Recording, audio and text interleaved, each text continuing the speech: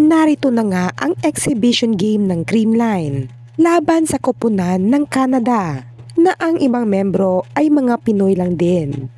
Katulad na lamang ng isang player na ito, dating miyembro ng De La Salle Lady Spikers at F2 Logistic Cargo Movers na si Team Tiamzon. At lingid sa ating kaalaman ay dito na pala ito naninirahan sa Canada pagkatapos nitong lisanin ang mundo ng volleyball sa Pilipinas. At dito nga ay muli niyang haharapin ang kaniyang rival team na Creamline Cool Smasher. At narito ang mga ganap at highlights ng Creamline laban sa team ng Canada.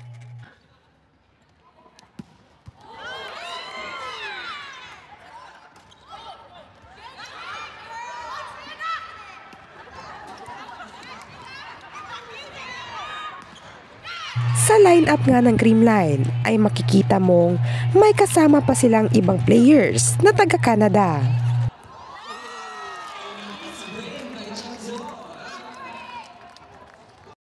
At ito ang ibang naging audience view ng kanilang naging laban.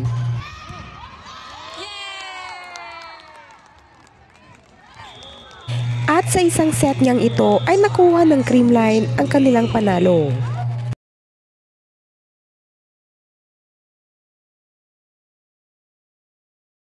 At sa set ngang ito ay mapapansin ang full lineup ng Creamline Cool Smasher.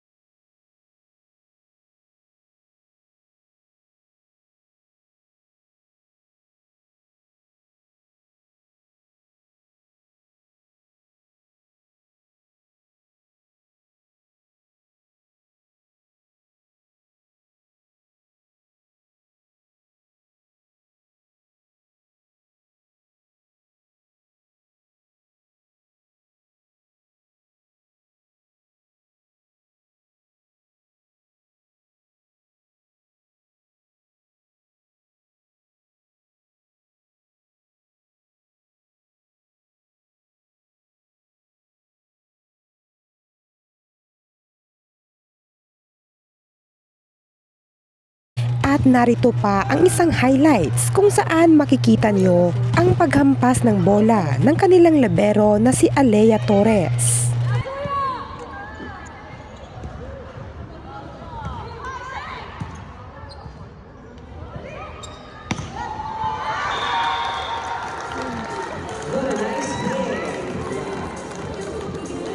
Kayo, sa tingin nyo, sino nga kaya ang nanalo dito?